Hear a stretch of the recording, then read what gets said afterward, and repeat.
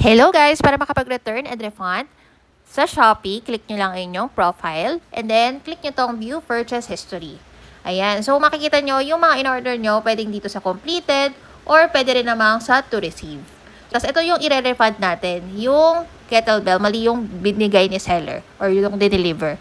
So i-click nyo lang yung return and refund.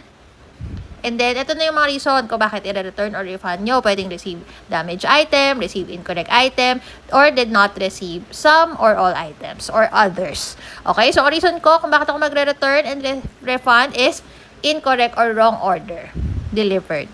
Okay? So, ayan. So, dito, lagay nyo yung description kung bakit kayo magre-return and refund. Ang ilalagay ko dito is wrong item delivered. Okay? Tapos, mag-add kayo ng photos. Mag-add din kayo ng inyong unboxing video. So, ito, refund to Shopee Pay balance. So, pag may Shopee Pay kayo, madali lang mag-refund. Usually, pagka pick up ni rider, refund agad. Pag Shopee Pay. Pero kung gusto nyo yung bank account, minsan 5 working days pa. Okay? So, it depends. Pero I would suggest Shopee Pay na lang para mabilis. Okay? So, ang binayad ko dito, COD. So, dito ko mag-refund sa Shopee Pay balance. I-submit na natin. So, ngayon mamimili ka kung pick up or drop off. Ang pick up, ibig sabihin, yung Shopee rider is pupunta para kuhanin yung item na i-return mo. So, hindi ka na lalabas. Pero kailangan nakapack na yung item. Okay? Yung pinaka-way bill sa kanya na yun, yung ididikit doon sa parcel.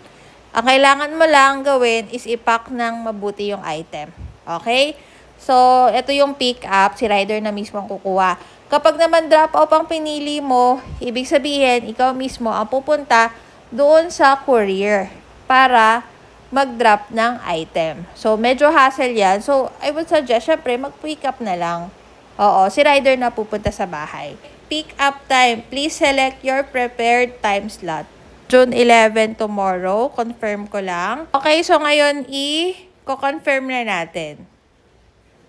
So, prepare your items. Packaging will be provided upon pick up. So, pinaprovide na nila yung packaging. Oo, para sa return item. Pero, mas maganda sana kung nakapack na yung item. Okay, bago pa dumating si rider para mas mabilis, para hindi na kayo ma-hassle. Okay, wait for pick up, tapos hand over items for return and present the QR code or tracking number to the rider. Ito yung papakita nyo sa rider pag dumating. Ayan. So, i-cancel ang request, pwede rin nyo rearrange ang return kung meron pa kayong gustong i-edit. At wala na po kayong babayarang shipping fee dyan, ha?